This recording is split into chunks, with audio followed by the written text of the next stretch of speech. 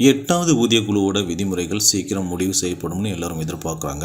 இந்த ஊதியக்குழு மே மாதம் 2வது அல்லது 3வது வாரத்தில், அதாவது அடுத்த 2-3 வாரத்தில் அமைக்கப்படும்னு சொல்லப்படுது. 8வது ஊதியக்குழுவோட விதிமுறைகளை சீக்கிரம் முடிக்க மத்திய அரசு வேலைகளை ஆரம்பிச்சிட்டாங்க. ஃபினான்சியல் எக்ஸ்பிரஸ் நியூஸில் வந்த தகவலின்படி இந்த விதிமுறைகளை 2-3 வாரத்தில் அறிவிப்பாங்க. அது மட்டும் இல்லாமல் குழுவோட தலைவர் மற்றும் உறுப்பினர்கள் பெயரையும் ஒரே நேரத்தில் அறிவிப்பாங்கன்னு அந்த நியூஸில் சொல்லியிருக்காங்க. இந்த குழு தன்னோட அறிக்கையை ரெடி பண்ண குறைஞ்சது 1 வருஷம் ஆகும். மத்திய அரசு, பொதுத்துறை நிறுவனங்கள் மற்றும் மாநில அரசுகள் உட்பட பலதரப்பட்ட மக்களோட கலந்து பேசி இந்த அறிக்கையை தயாரிப்பாங்க. மத்திய ஊதியக்குழு ஒவ்வொரு 10 வருஷத்துக்கு ஒரு தடவை அமைப்பாங்க. மத்திய அரசு ஊழியர்களோட சம்பளம் மற்றும் ஓய்வூதியம் ஒவ்வொரு 10 வருஷத்துக்கு ஒரு தடவை மாற்றுவாங்க. சம்பளம் மற்றும் ஓய்வூதியம் மாற்றும்போது பொருளாதார நிலைமை, வாங்கும் சக்தி, மக்கள் என்ன வாங்குறாங்க, விலைவாசி போன்ற பல விஷயங்களை கணக்கில் எடுத்துப்பாங்க.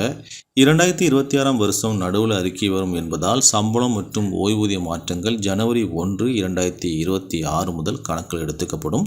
ஊழியர்கள் அவங்க பாக்கி தொகையை வாங்குவாங்கன்னு ஃபைனான்சியல் எக்ஸ்பிரஸ் சொல்லியிருக்கு.